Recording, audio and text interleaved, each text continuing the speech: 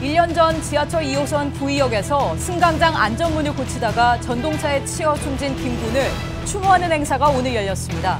청년 노동자들의 현실은 여전히 열악한데 구조적인 문제부터 바뀌어야 한다는 목소리가 나옵니다. 정부가 비정규직 비율이 특정 기준을 초과하는 기업에 고용 부담금을 부과하는 방안을 본격 검토하기로 했습니다. 국세청도 업무보고에서 정규직을 2% 이상 늘리는 중소기업은 세무조사를 면제하거나 유예하는 방안을 추진하겠다고 했습니다.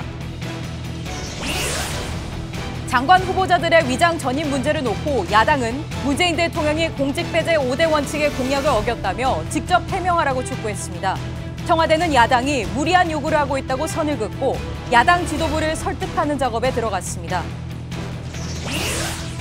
국정기획자문위원회가 경찰청 업무보고에서 용산 참사와 백남기 씨 사망 사건을 들며 인권 보호 대책을 마련하지 않으면 수사권 조정은 또 다른 권력기관을 만드는 것에 불과하다고 지적했습니다.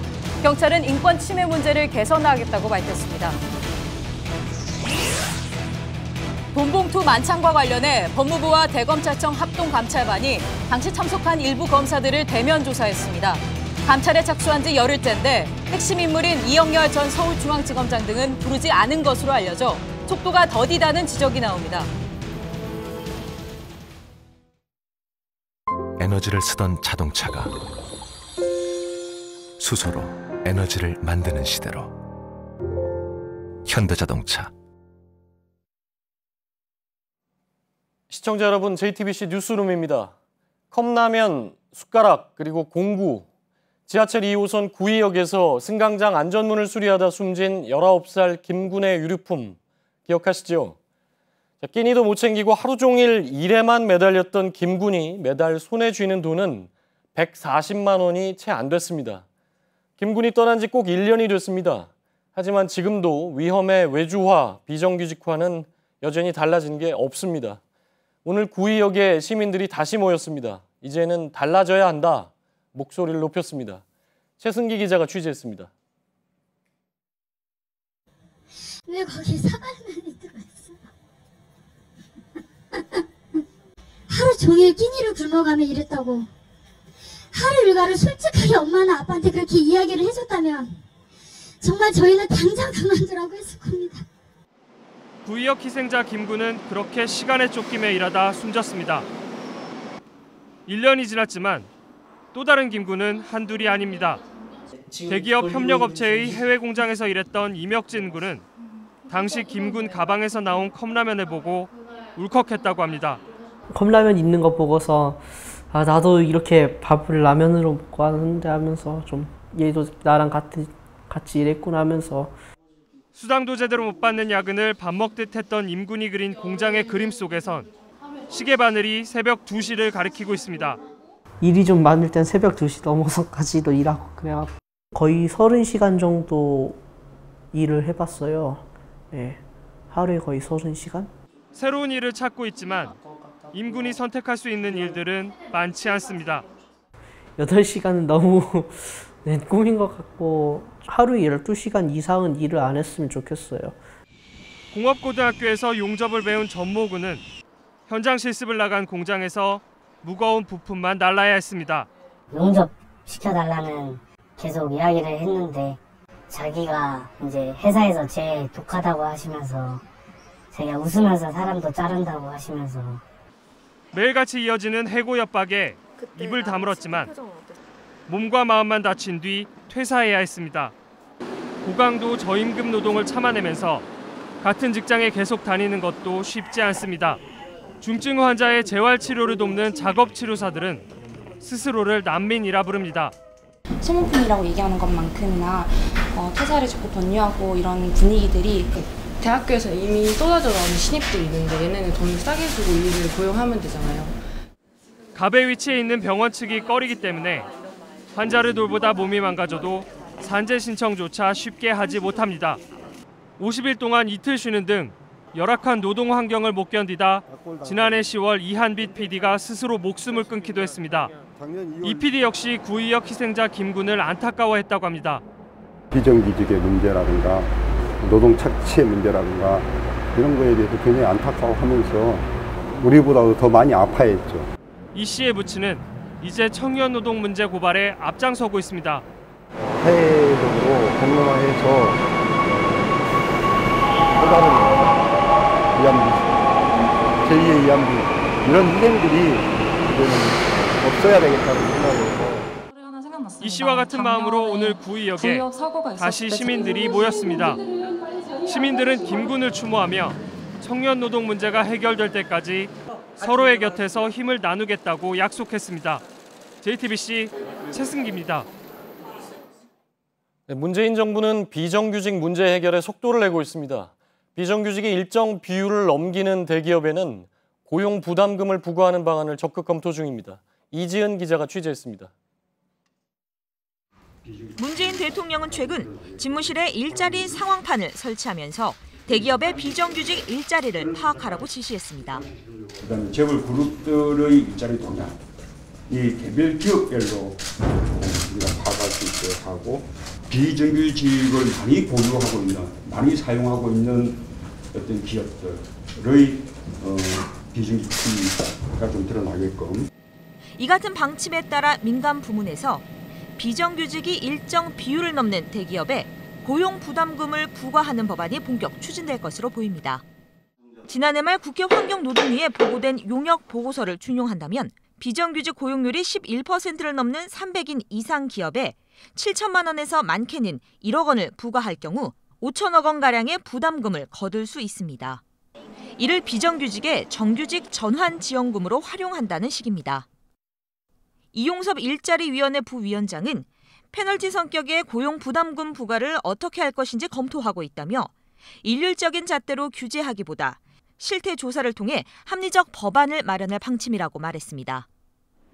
경총 등 재계에선 거센 반발이 예상되지만 청와대 핵심 관계자는 서로 해법을 찾아가는 과정이 중요하다고 봤는데 그걸 경총이 문제라고 하는 건 문제를 안 풀겠다는 의미라고 비판했습니다. 이런 가운데 국세청도 일자리 창출 지원에 나섰습니다. 국세청은 오늘 업무보고에서 정규직을 2% 이상 늘리는 중소기업에겐 세무조사를 면제하거나 유예하는 방안을 추진하겠다고 밝혔습니다. JTBC 이지은입니다. 문재인 정부의 첫 내각 구성이 위장전입 문제로 흔들리고 있습니다. 야당은 문재인 대통령이 직접 입장을 밝혀야 한다. 오늘도 공세 수위를 높였습니다. 먼저 조익신 기자의 보도를 보시겠습니다. 공직 후보자들의 위장전입 논란이 잇따르자 어제 야당은 이낙연 국무총리 후보자의 인사청문 보고서 채택을 거부했습니다. 야당은 이틀째 공세 수위를 한층 높이며 문재인 대통령의 해명을 요구했습니다. 솔직하게 문제를 설명하고 해명하는 것도 대통령의 몫이라는 점을 거듭 강조합니다. 전날 자유한국당도 문 대통령의 직접 사과를 요구했습니다. 잇따라 불거진 공직 후보자들의 위장 전입 논란에 고개를 숙였던 청와대는 야당이 문 대통령을 직접 겨냥하자 공세 차단에 나섰습니다. 박수현 청와대 대변인은 야당이 무리한 요구를 하고 있다며 대통령의 추가적인 입장 표명은 없다고 선을 그었습니다. 하지만 동시에 야당 지도부를 상대로 물밑 설득 작업에도 들어갔습니다. 특히 호남 민심에 민감한 국민의당에 기대를 거는 모습입니다.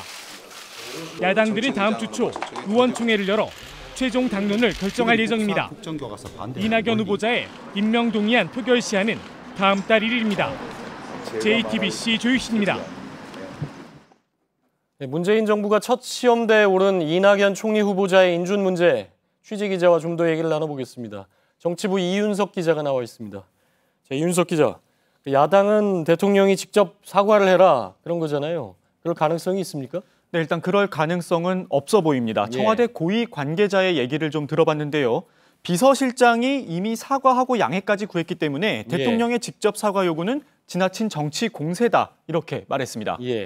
문재인 대통령은 야당과의 소통 중요시하겠다고 그랬는데 어떻게 보면 지금 약간 대치 상태에 막혀 있는 상황인데 어떤 움직임은 있습니까? 네, 맞습니다. 박수현 청와대 대변인은 오늘 이번 주말을 이용해 총리 인준을 위한 전방위적인 물밑 노력을 할 것이라고 말을 했습니다.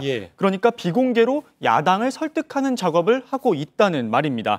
이 전병헌 청와대 정무수석과도 전화 통화를 한번 해봤는데요. 전 수석은 인사청문 위원들과도 이야기를 하고 또 중요한 건 당의 입장이기 때문에 당 지도부와 원내 지도부와도 전화 통화를 하고 있다 이렇게 밝혔습니다. 또 여론조사 결과 하나를 인용을 하면서 이낙연 후보자의 인준을 국민들이 원하고 있다 이런 말도 남겼습니다. 결국 본회의에서 이제 표결로 가게 되면 야당이 반대를 할 경우에 지금 여소야되기 때문에 좀 어려워지는 거 아닙니까? 네, 맞습니다. 때문에 의석수가 굉장히 중요한데요. 한번 국회의원 정당별 의석수를 살펴보겠습니다. 먼저 더불어민주당이 120석, 자유한국당 107석, 국민의당 40석, 바른정당 20석 등입니다. 이 총리 후보자의 임명 동의안은 재적 의원 299명의 과반수 출석과 출석 의원의 과반수 찬성을 필요로 하는데요. 민주당이 찬성, 자유한국당이 반대라고 본다면 결국 국민의당이 캐스팅 보트 역할을 할 것이란 전망입니다. 그 국민의당의 입장이 중요하다 이런 건데 국민의당은 어떤 입장입니까? 네, 아직까지 명확한 입장이 정해진 건 아닙니다. 이 김수민 원내대변인은 아직까지는 반반 정도라고 보면 된다라고 얘기를 했는데요. 아무래도 의원들이 주말 동안 지역구 의견을 좀 들어본 다음에 최종 결정을 할 수 있을 것 같다라고 말했습니다. 이 정치권에선 이낙연 후보자가 아무래도 호남 출신 정치인이란 점, 또 오랜 국정 공백에 따라 국민들의 우려가 크다는 점, 그리고 호남을 지지 기반으로 하는 국민의당이 사실상 이 반대를 하긴 쉽지 않다 이런 분석을 내놓고 있습니다. 다만 실제 표결 결과가 어떻게 나올지는 좀 더 지켜봐야 할 것 같습니다. 그러니까 제적이 299명이니까 그중에 과반 이상이 표결에 참여해서 그중에 절반 이상이 이제 찬성을 해야 통과가 되는 것이죠. 네, 맞습니다. 자, 야당이 그런데 새로운 의혹도 또 제기를 했죠. 예, 맞습니다. 그 서훈 국정원장 후보자 관련된 내용부터 살펴보면요. 이 2012년에 9개월 동안 이 KT 스카이라이프에서 월 1,000만 원의 자문료를 받았습니다. 이 야당은 고액 자문료에도 불구하고 이렇다 할 특별한 자문 내역이 없다면서 사실상의 특혜라고 주장을 했는데요. 이 해당 회사 측은 이 통일을 대비한 위성 방송 전략 자문력이었다고 해명을 했고 후보자 역시 충실하게 자문 역할을 했다고 반박을 했습니다. 위장 전입 이외에 이제 다른 의혹들이 서훈 원장은 위장 전입은 없었죠. 3명이 의혹이 제기된 건데 강경화 외교부 장관 후보자는 증여세 문제가 또 나왔죠? 예, 맞습니다. 강경화 외교부 장관 후보자는 이 후보자로 지명된 이틀 뒤, 그러니까 지난 23일에서야 두 딸의 증여세를 납부한 것으로 나타났는데요. 이 장녀와 차녀의 공동 명의로 돼 있는 경남 거제에 있는 한 주택과 관련된 내용인데요. 증여세 232만 원씩을 안 냈다가 뒤늦게 납부한 겁니다. 저기 1억 6천이라고 그랬나요? 주택 가격이 1억 6천짜리를 이제 부모가 사주면서 그렇게 되면 이제 증여세를 내야 되는데 안 냈다. 뭐 이런 얘기군요. 사실상 그렇다고 보여지는데 그 부분을 인사청문회에서 명확하게 해명을 하겠다고 얘기를 한 상태입니다. 새 정부 뭐 지금 장관이 있긴 하지만 문재인 정부 장관은 사실상 공석인 상태인데 뭐 이렇게 되면 인사가 뭐 줄줄이 늦어질 가능성이 좀 있죠. 네, 맞습니다. 이 문재인 대통령이 후보 시절에 내걸었던 게 바로 인사의 5대 원칙이란 게 있지 않습니까? 여기에 아무런 문제가 없이 통과될 사람을 구하는 게 생각보다 쉽지 않기 때문에 청와대도 고민이 좀 많아 보이는 모양새입니다. 당연히 부정부패 비리 연루자야 배제가 되겠지만 특히 1980년에서 1990년대까지만 하더라도 이 위장 전입이란 게 학군 배정 문제 등으로 사실상 불법이라는 인식 없이 했던 사람들이 많기 때문에 이 부분을 피해가기는 쉽지 않을 것 같다는 얘기도 계속 나오고 있습니다. 그렇군요. 그러니까 위장 전입 문제는 앞으로 후보자 중에서도 또 나올 수가 있다. 이게 이제 청와대가 좀 고민스러운 부분이다. 이렇게 봐야 되겠군요. 정치부 이윤석 기자였습니다. 자, 이처럼 위장 전입 문제가 문재인 정부 인사에 큰 걸림돌이 되고 있는데요. 자, 역대 정권에서도 인사청문회 때마다 위장 전입 의혹은 줄줄이 이어져 왔습니다. 가장 많았던 게 이명박 정부였죠. 20명이 넘었습니다. 특히 부동산 투기 목적의 위장 전입 의혹까지 제기된 경우도 적지 않았습니다. 윤영탁 기자입니다. 위장 전입은 지난 2000년 인사청문회가 처음 시작될 당시만 해도 상당한 사회적 파장을 불러온 문제였습니다. 김대중 정부 시절 장상, 장대환 총리 후보자 등이 위장 전입으로 낙마했습니다. 각각 부동산 투기와 강남 8학군 진입이 목적이었다는 의혹도 함께 제기됐습니다. 노무현 정부 때도 이현재 경제부총리를 비롯한 3명의 인사가 위장 전입 의혹으로 사퇴했습니다. 이명박 정부 때부터는 상황이 달라졌습니다. 이 전 대통령 자신이 후보 시절 모두 5차례 위장 전입을 시인했습니다. 당시 여당이던 한나라당이 부동산 투기 목적이 아니어서 문제가 안 된다는 주장을 펴기도 했습니다. 이후 한승수, 정운찬 국무총리, 최시중 방통위원장 등 역대 가장 많은 20명이 넘는 인사들이 인사청문회 전 위장 전입 문제가 불거졌습니다. 박은경 환경부 장관 후보자는 부동산 투기 위장 전입 의혹에 땅을 사랑할 뿐 투기는 아니다라고 말해 논란을 키우기도 했습니다. 당시 야당이었던 민주당은 위장 전입이 고위직으로 가는 필수 조건이라고 꼬집었습니다. 박근혜 정부에서도 정홍원 후보자가 위장 전입이 사실로 드러났지만 총리직에 올랐고 유일호 경제부총리 등 위장 전입을 시인한 후보자 5명이 청문회를 통과했습니다. JTBC 윤영탁입니다. 새 정부 들어 검찰개혁과 함께 검경 수사권 조정에 대한 논의가 활발합니다. 과연 경찰이 독립적인 수사권을 갖게 될지 주목되죠. 하지만 제대로 된 인권보호 대책이나 수사 중립성을 위한 방안 없이 권한만 가져가긴 쉽지 않을 것 같습니다. 국정기획자문위원회가 용산 참사와 백남기 씨 사망 사건을 들며 경찰의 인권 침해 개선 대책을 마련하라고 촉구했습니다. 강버들 기자입니다. 국정기획자문위원회는 경찰청 업무보고에서 집회 과잉 진압 등 경찰의 인권 침해를 문제 삼았습니다. 많은 인명피해가 발생했던 그 사건에서 과연 그러한 정도의 진압이 없이는 그 문제가 해결될 수 없었는지, 고 백남기 농민 물대포 사건은 실질적 진실규명이 어떻게 됐는지. 경찰이 독립적인 수사권을 가지려면 먼저 경찰력 행사 과정에서 시민 안전과 자유를 보장할 대책부터 마련하라는 겁니다. 경찰은 어제 집회에 살수차와 차벽을 원칙적으로 배치하지 않겠다는 입장을 밝힌 데 이어 오늘도 피의자 진술의 녹음 녹화를 의무화하는 등 인권 제고를 위한 각종 대책을 보고했습니다. 또 수사를 맡은 경찰관에 부당한 압력을 행사하지 못하도록 지휘는 반드시 서면으로 하는 방안 등 수사 중립성 확보를 위한 대책도 밝혔습니다. 보고를 받은 국정기획자문위원회는 경찰의 관련 내용에 대한 추가 자료를 제출해달라고 요구했습니다. JTBC 강버들입니다. 네, 이렇게 경찰은 인권 침해 개선 대책을 마련하겠다고 했는데요. 하지만 정작 그동안 국가인권위원회의 권고사항을 무시해온 기관도 경찰이었습니다. 근본적인 태도 변화가 필요하다는 지적이 나옵니다. 오선민 기자입니다. 옥상 건물에서 불길이 솟구치고 건물 안에선 대치가 이어집니다.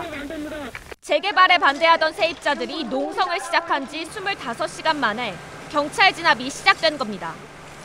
진압 과정에서 세입자 5명과 경찰 특공대 1명이 목숨을 잃었습니다.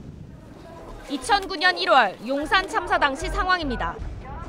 유엔은 그해 9월 용산 참사 등을 거론하면서 한국의 인권 상황을 우려하는 보고서를 내놨습니다. 하지만 경찰은 지금까지 일관되게 정당한 공권력 집행일 뿐이라고만 주장해왔습니다. 정당한 법 집행이라고 할지라도 사실은 사람이 죽은 거잖아요. 법적 지위가 있다고 해서 모든 행동이 면제되는 건 아니잖아요. 공무집행자들이 인권 감수성이 없는 게 문제인 거죠. 집회 진압 과정과 장비에 대한 논란은 최근까지 계속되었습니다. 농민 백남기 씨가 물대포에 맞아 쓰러진 2015년 11월 서울 도심 집회. 물대포를 직사로 맞은 참가자들 수십 명이 넘어지고 다쳤습니다. 이날 하루에 경찰이 사용한 살수 차용물은 18만 리터였고 물에 섞은 최루액 등도 1,100리터 분량이었습니다. 인권위는 지난 2008년부터 물대포 사용에 대한 법적 근거를 마련하라고 권고해왔습니다. 하지만 경찰은 신중하게 사용하도록 교육하고 있다는 입장만 밝혔습니다. 실제로 경찰은 인권위로부터 가장 많은 권고를 받는 국가기관이지만 권고에 대한 수용률은 가장 낮습니다. 인권을 바라보는 경찰의 태도가 근본적으로 변해야 한다는 지적이 나오고 있습니다. JTBC 오선민입니다. 청와대 민정수석실사나 민정비서관은 검찰 등의 사정기관을 관리하는 업무를 맡아왔습니다. 별도의 사정팀을 두고 막강한 권한을 가졌던 것이죠. 그런데 청와대가 이런 사정 기능을 민정비서관실 업무에서 배제한 것으로 확인됐습니다. 권한을 줄여서 제2의 우병우를 막겠다는 의도로 풀이됩니다. 서복형 기자의 단독 보도입니다. 청와대는 백원우 전 의원을 민정비서관에 임명하며 맡을 업무도 덧붙였습니다. 민심 동향 등 여론 수렴과 대통령 친인척 등 주변인 관리를 위해서 친인척에게 직언이 가능한 그런 정치인 출신이 필요하다라는 판단을 했습니다. 민정비서관의 기존 업무였던 사정기관 지휘는 언급하지 않았는데 취재 결과 해당 업무를 반부패 비서관실로 넘겼기 때문인 것으로 확인됐습니다. 민정비서관실에는 대통령 친인척이나 공직자 비위를 조사하는 특별감찰반과 민심 동향을 파악하는 민심팀, 사정기관을 지휘하는 사정팀이 있는데 이 중 사정팀이 신설된 반부패 비서관실로 옮겨간 겁니다. 박근혜 정부에서 민정비서관이 막강한 권한을 가지며 검찰 수사 등에 개입하는 폐해가 있었다는 점을 고려한 것으로 풀이됩니다. 실제 우 전 수석은 민정비서관 시절 해경 압수수색과 관련해 광주지검에 직접 전화를 걸어 개입한 것으로 조사됐습니다. 윤장석 전 민정비서관은 우 전 수석과 함께 지난해 석 달간 법무부 안태근 검찰국장과 천여 차례 통화한 것으로 나타났습니다. 우 전 수석이 수사 대상에 올라 있을 때였습니다. 앞서 조국 민정수석은 검찰 수사를 지휘하지 않겠다고 밝힌 바 있습니다. JTBC 서복현입니다. 강의 문제는 전혀. 검찰 고위 간부들의 이른바 돈봉투 만찬에 대한 감찰이 더디다는 지적이 나옵니다. 그동안 법무부와 검찰은 참석했던 검사 전원에게 경위서를 받고 일부 참석자들을 불러 조사했는데요. 정작 핵심 관계자들에 대한 소환 조사는 늦다는 지적입니다. 김필중 기자입니다. 법무부와 대검찰청 합동감찰반은 돈봉투 만찬에 참석한 일부 검사들에 대해 대면 조사를 진행했습니다. 당사자들을 상대로 직접 돈의 성격과 만찬 배경 등을 집중 확인한 겁니다. 그러나 이영렬 전 서울중앙지검장과 안태근 전 검찰국장에 대한 조사는 아직 이뤄지지 않은 것으로 전해졌습니다. 법조계 일각에선 감찰이 시작된 지 열흘째인데 핵심 인사에 대한 조사가 더디다는 지적이 나옵니다. 만찬과 관련해 기본적인 사실관계가 이미 드러났고 참석자 전원에게 경위서를 받은 지도 일주일이 지났기 때문입니다. 지난해 스폰서 부장검사 사건과 2012년 성추행 검사 파문 등에선 감찰 착수 뒤 하루 이틀 만에 핵심 당사자를 소환 조사했습니다. 게다가 국민적 관심이 큰 사안인데도 감찰 과정이 주요 절차별로 공개되지 않는다는 지적도 나옵니다. 검찰 관계자는 조만간 감찰 조사에 진전이 있을 경우 언론에 밝히겠다고 말했습니다. JTBC 김필주입니다. 네, 박근혜 전 대통령이 탄핵안 가결로 직무 정지된 상태에서도 청와대가 특수활동비를 올해만 35억 원 썼다는 소식 어제 전해드렸습니다. 그런데 예산을 관리하는 박근혜 정부 총무비서관이 이 돈을 박 전 대통령이 쓴 게 아니다. 황교안 권한대행과 비서실장 이하 직원들이 썼다고 밝혔습니다. 총리실 측은 황 대행이 쓴 일은 없다고 주장했는데요. 돈은 수십억이 나갔는데 돈을 썼다는 사람은 없는 상황입니다. 안지영 기자입니다. 박근혜 정부 청와대 이관직 전 총무비서관은 박 전 대통령이 돈을 쓴 게 아니라고 주장했습니다. 이 전 비서관은 JTBC 취재진에게 탄핵 기간 박 전 대통령이 사용한 특수활동비는 없다면서 황교안 전 권한대행과 한광옥 전 비서실장 이하 직원들이 사용한 금액이라고 설명했습니다. 이 전 비서관은 지난해 말부터 청와대 살림을 챙겼기 때문에 특수활동비를 누가 얼마나 썼는지 정확히 알 수 있는 인물입니다. 그는 청와대가 지출한 금액 35억 원 안에는 특수활동비뿐 아니라 특정 업무 경비도 포함되어 있는데 이 금액은 비서관 이하 직원들에게 30만 원씩 정액 지급되고 그 외 금액은 증빙도 있다고 설명했습니다. 그런데 총리실은 이 주장이 사실이 아니라고 반박했습니다. 임충현 총리실 총무기획관은 청와대 특수활동비를 황 전 대행이 무슨 수로 집행하고 썼겠냐며 있을 수 없는 일이라고 말했습니다. 결국 대통령 직무가 정지된 상태에서 35억 원이 현금으로 지출됐지만 대부분의 돈을 썼다는 사람이 없는 상황이어서 감사나 수사가 불가피하다는 지적이 나옵니다. JTBC 안지연입니다. 오늘 광화문 광장에는 시민 3천여 명이 참가한 가운데 야외 원탁 토론회라는 게 열렸습니다. 주제는 미세먼지 대책이었습니다. 이태윤 기자입니다. 광화문 광장에 대형 무대가 설치되고 탁자와 의자들이 자리를 잡습니다. 참가자들은 문자 메시지로 전달된 자신의 위치를 찾아가 앉습니다. 오늘 오후 서울시가 주최한 미세먼지 야외 원탁대 토론회장입니다. 사전 접수와 현장 참여 등으로 시민 3천여 명이 모였습니다. 토론 시작과 동시에 참가자들의 의견이 쏟아집니다. 마스크 비용을 조금 더 낮추거나 아니면 학교 같은 공공기관에는 무료로 비치해줬으면 하는 바람이 있습니다. 노후된 화력 발전소를 점점 친환경 에너지 발전소로 대체해 나가는 게 중요하다고 생각하고요. 한 초등학생은 자신의 생각을 그림으로 표현했습니다. 대부분 열심히 한 날은 토해양 생명에 미세먼지를 잘 빨아들이면서 가벼운 인공 공기정화 제품들로 둘러싸인 열기구나 거대한 비행정을 곳곳에 띄워주면 좋겠다고 생각합니다. 더 적극적인 정책 추진을 주문하기도 합니다. 88년도인가 올림픽 때 그 시기 동안에 차량 이부제를 강제적으로 실시했었거든요. 차량 이부제를 한다든가 이건 좀 불편하다 한다 하더라도 그거를 좀 시행을 함으로 해서 하면 좀 빨리 뭔가 드러나지 않을까. 서울시는 오늘 나온 의견을 검토해 정책에 적극 반영할 방침입니다. 시민들이 한자리에 모여 의견을 내고 이를 토대로 사회 문제를 해결하는 직접 민주주의 모델이 자리 잡을 수 있을지 주목됩니다. JTBC 이태윤입니다.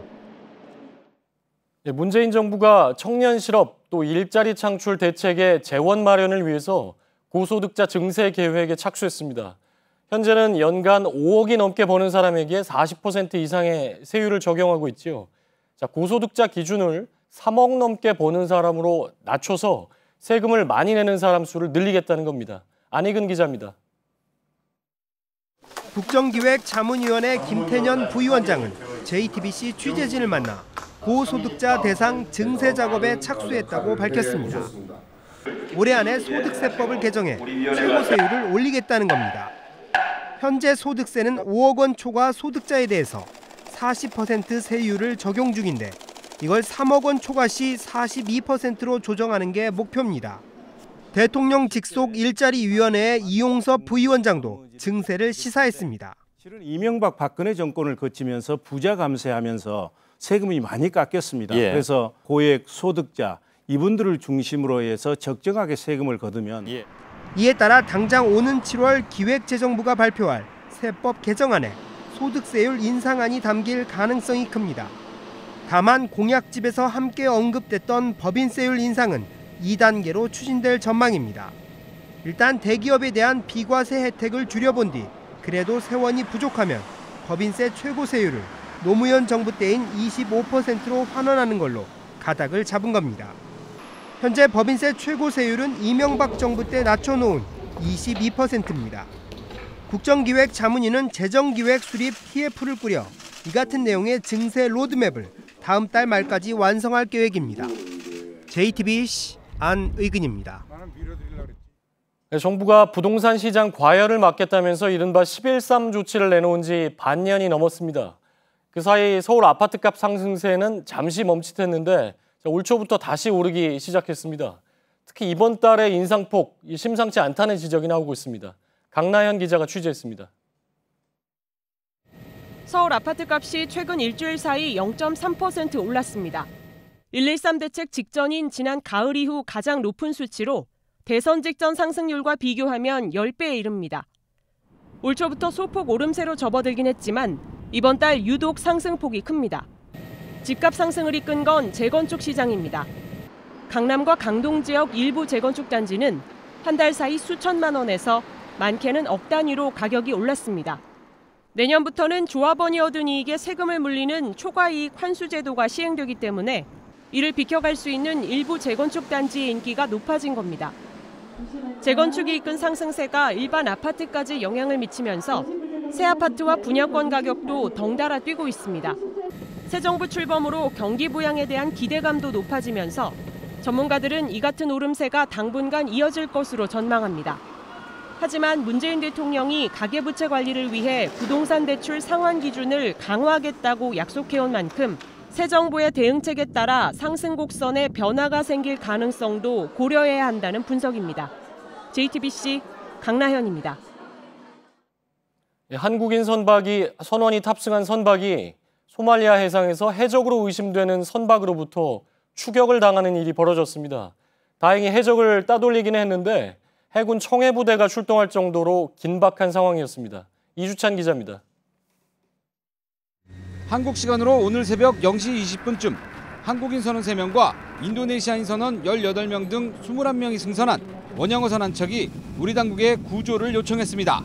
군과 외교부는 해당 선박은 몽골 선적 서현 389호로 당시 해적선으로 의심되는 선박이 뒤따라오고 있다는 연락 후 통신이 두절됐다고 밝혔습니다.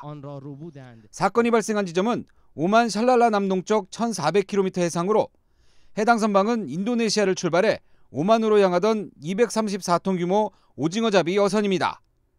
군은 아덴만에서 임무 중이던 해군 청해부대를 긴급 출동시켰고 외교부의 요청으로 인도, 독일, 일본 등이 해상 초계기를 투입했습니다.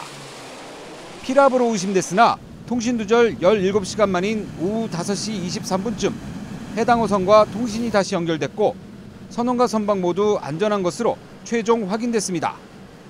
외교부 당국자는 해적으로 의심되는 선박의 추격을 4시간 만에 극적으로 따돌렸고 이 과정에서 통신이 두절된 것이라고 설명했습니다. 소말리아 해상은 해적의 활동이 빈번한 지역으로 최근에만 최소 8차례의 해적 공격이 있었던 것으로 알려졌습니다. JTBC 이주찬입니다. 인공지능 알파고가 중국 커제 구단과 마지막 3차전에서도 압승을 거뒀습니다. 오늘도 알파고는 커제의 대마를 잡고 항복을 받아냈는데요. 알파고는 이번 대결을 끝으로 바둑계 은퇴를 선언했습니다. 주정환 기자입니다. 지난해 3월 이세돌 구단은 알파고와 4번째 대결에서 78번째 신의 한 수로 알파고의 오류를 이끌어냈습니다. 하지만 1년 2개월 만에 돌아온 알파고 마스터 버전은 차원이 달라졌습니다. Any kind of weakness, like the one which we saw in the match with Lee Sedol in move 78 of game 4, AlphaGo becomes expert at finding and probing those particular weaknesses. 알파고는 중국 커제 구단과 마지막 3차전에서도 완벽한 모습을 보였습니다. 초반 커제의 과감한 침투 작전은 알파고의 철벽 같은 수비에 막혀 성과를 거두지 못했습니다. 결국 알파고는 커제의 중앙 대마를 잡아버리며 209수 만에 항복을 받아냈습니다. 대국 중 잠시 눈시울이 붉어졌던 커제는 알파고는 바둑의 신과 마찬가지라며 내가 이길 수 있는 한 톨의 희망도 없었다고 말했습니다. 데미스 허사비스 구글 딥마인드 최고 경영자는 이번 행사가 알파고가 참가하는 마지막 대국이라며 알파고의 바둑계 은퇴를 선언했습니다. 세계대회 2관왕인 커제가 알파고에 0대3으로 패배하면서 지난해 이세돌의 1승이 알파고와 대결에서 인간이 기록한 마지막 승리로 남게 됐습니다. JTBC 주정환입니다. 러시아 게이트로 위기를 맞은 트럼프 미국 대통령을 향해 지난 대선 때 경쟁 후보였던 힐러리 클린턴이 탄핵 얘기를 꺼냈습니다. 트럼프 대통령을 하야한 닉슨 전 대통령과 비교하면서 사실상 탄핵론에 가세했습니다.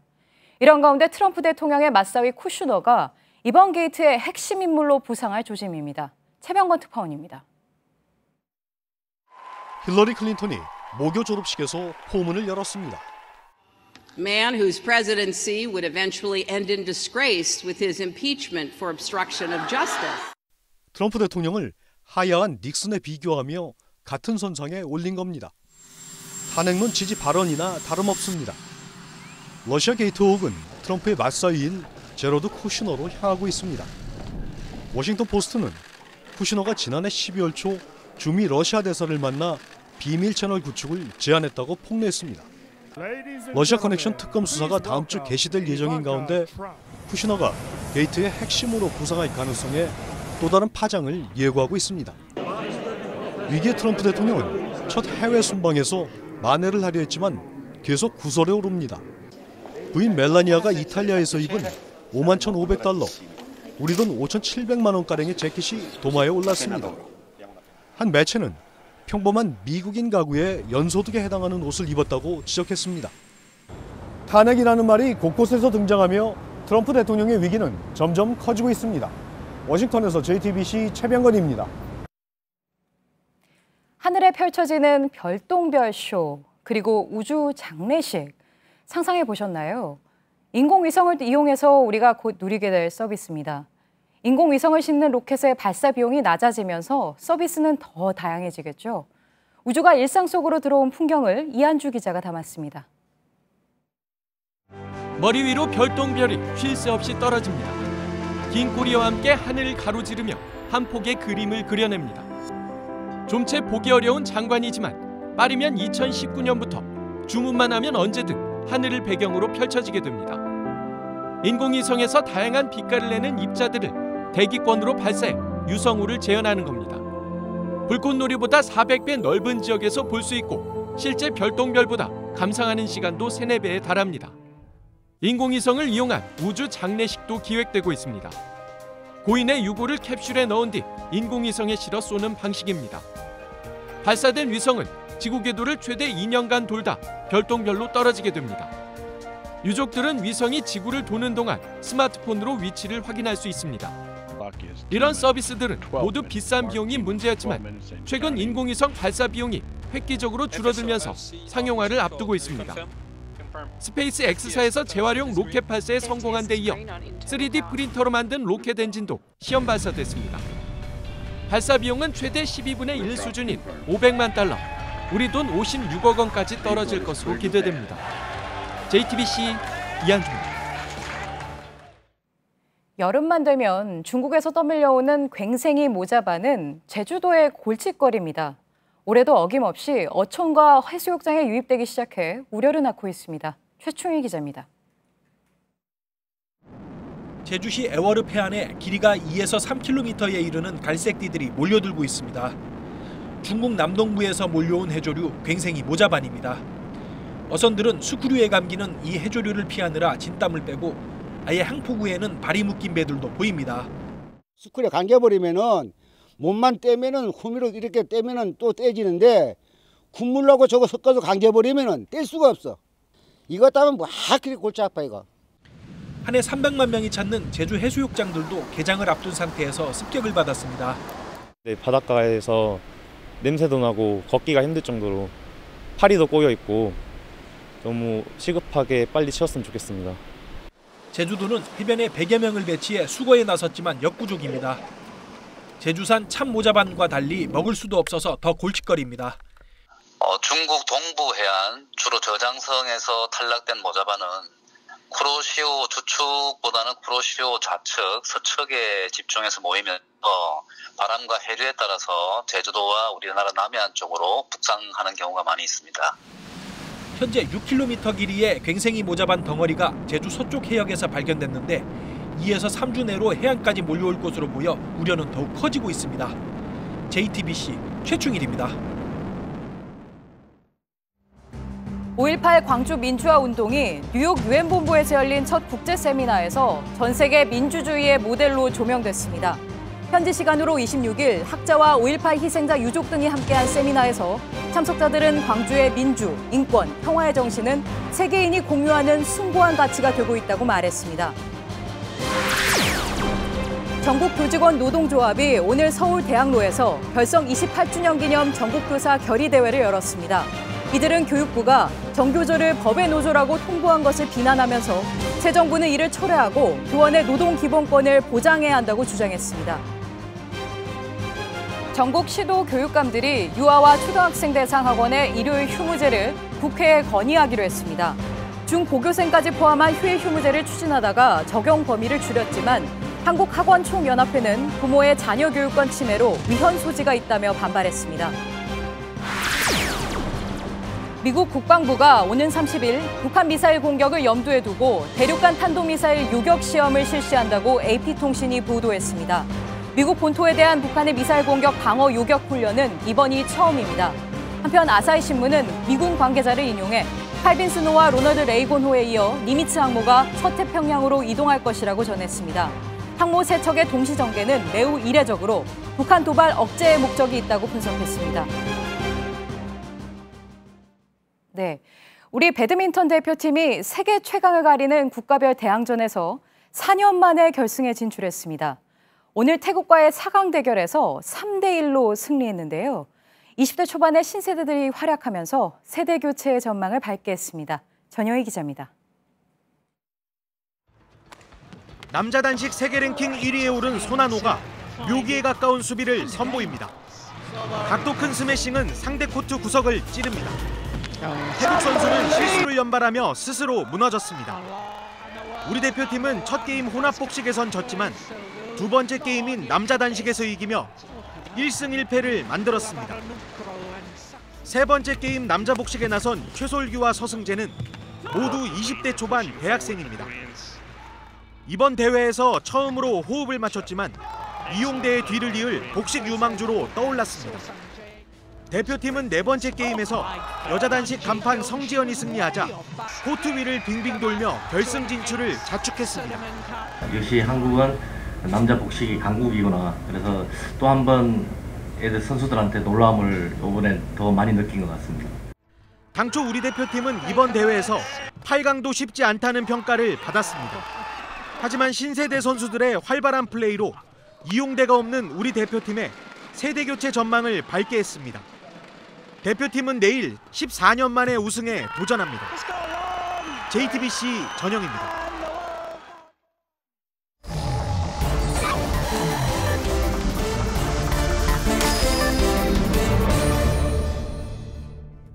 비하인드 뉴스 순서입니다. 정치부 김혜미 기자와 오늘도 함께하겠습니다. 자, 김혜미 기자, 오늘 첫 번째 키워드는 어떤 겁니까? 네, 첫 번째 키워드는요. 만나서 얘기합시다입니다. 누구 얘기입니까?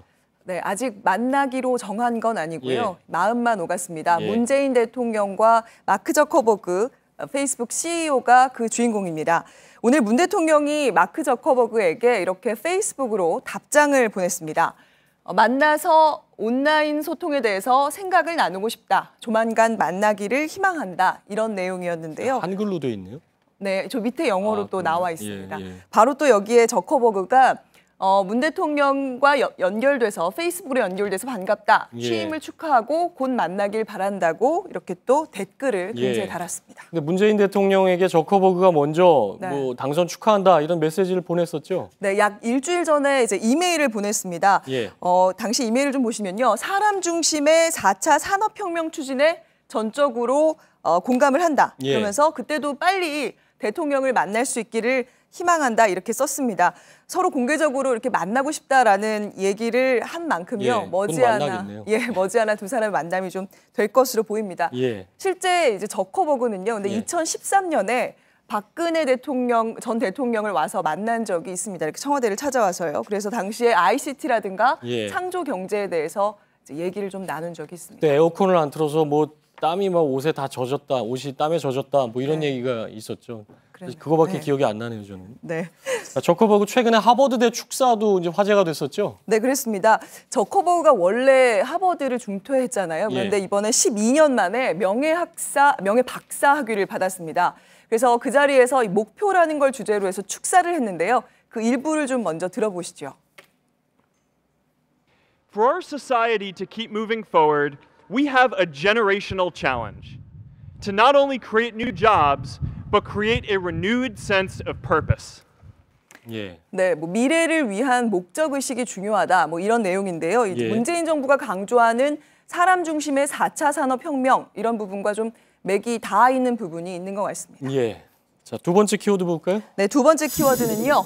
폭탄이냐 민이냐입니다. 문자 얘기군요. 예, 그렇습니다. 총리 후보자 인사청문회에서 그 야당 의원들이 받은 수천 통의 문자 얘기인데요. 이렇게 보시는 것처럼 반대해봐라, 총선 때 두고 보자 이런 좀 험한 말도 있었고요. 저렇게 정중하게 뭐 의견을 보내는 경우도 있었는데요. 특히 이제 국민의당 이현주 의원이 이 후보자에 대해서 도저히 팔아줄 수 없는 물건이라고 이렇게 빗댔다가 이후에 문자 폭탄을 받았다면서 자칫 잘못하면 이런 문자 폭탄이 민의가 왜곡되면서 인민 독재 같은 일이 생길 수도 있다. 이렇게 비판을 했습니다. 근데 저도 이게 뉴스룸 시청자 몇 분한테 이제 문자를 받았는데 이게 이제 폭탄이라는 말로 다 싸잡아서 하는 건 부적절하지 않냐. 정당하게 시민들이 어떻게 보면 정치 행위를 하는 것이다. 이런 얘기도 지금 의견도 있긴 있죠. 네, 그렇습니다. 그래서 일부 네티즌들은 이렇게 문자 폭탄이나 문자 테러라는 말 대신 문자 항의, 문자 저항 이렇게 말을 바꿔야 한다. 이런 의견을 밝히기도 했고요. 또 박광원 의원이나 방송인 김어준 씨도 시민이 문자로 자신의 의사를 표현하는 민주주의 참여다. 이런 의견을 밝혔습니다. 그러면 또 유시민 작가처럼 이런 방식이 아니라 보통 시민의 관점에서 의사표현을 하는 게 바람직하다라는 그런 의견도 있습니다. 이게 최근 들어서 새롭게 나타나는 어떻게 보면 이제 정치적 행위인데 이게 폭탄이냐 아니면 참여민주주의냐 이건 네. 사실 보내는 사람이 어떤 태도를 취하느냐에 달려 있다고도 볼 수가 있겠죠. 네, 그렇습니다. 자, 마지막 키워드 볼까요? 네, 마지막 키워드는요. 특수활동비 납입 효과입니다. 예. 지금 청와대에서 특수활동비를 삭감하겠다 이렇게 발표한 이후에 국회에서도 국회 특수활동비를 손봐야 한다 이런 얘기가 나오고 있습니다. 올해 책정된 국회 특수활동비가 86억 원인데요. 예. 이게 어디에 어떤 용도로 쓰이는지 뭐 영수증이 제대로 관리되는지 알 수가 없습니다. 예. 그래서 정의당 노회찬 의원이 국회 특수활동비를 폐지하자고 제안하면서 이런 폐해를 들었습니다. 좀 함께 들어보시죠. 예.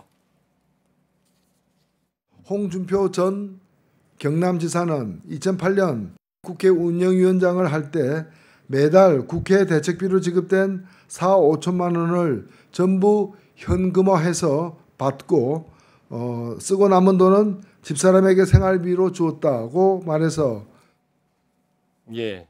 특수활동비 얘기가 나오니까 바로 홍준표 전 후보 얘기가 나오는군요. 네, 그렇습니다. 그 홍 전 지사가 성완종 리스트 관련해서 이제 재판을 받는 과정에서 당시에 이제 기자회견을 열고 예. 뭉칫돈의 출처에 대해서 국회 운영위원장 당시 매달 받은 그 국회 대책비 일부를 생활비로 모은 것이다 이렇게 얘기를 하면서 당시에 예. 굉장히 크게 논란이 됐습니다. 그 이후로 대선 국회에서 때는 또 다른 얘기를 했었죠. 네, 그런 적도 약간 부인을 하는 발언을 또 하기도 했었죠. 그래서 그 이후로 국회에서 사실 당시에 이 쌈짓돈으로 불리는 특수활동비를 개선해야 한다 이런 움직임이 있었는데요. 또 역시나 그때 흐지부지 됐습니다. 네. 뭐 얼마 전 조금 전에 리포트를 했지만 박근혜 전 대통령이 직무 정지 기간에 청와대가 35억을 썼다. 특수활동비. 그것도 지금 논란이 되고 있는데 이번 기회에 확실히 특수활동비는 좀 정리가 돼야 되겠습니다. 네. 네, 정치부 김혜미 기자였습니다. 마지막으로 날씨입니다. 내일은 여름 날씨가 찾아오겠는데요. 대구의 낮 기온이 31도까지 오르겠습니다. 당분간 서해와 남해의 바닷물 수위가 오르는 시기라 해안 지역에선 만조 시기에 주의가 필요합니다. JTBC 뉴스룸을 마치겠습니다. 시청해주신 여러분 고맙습니다.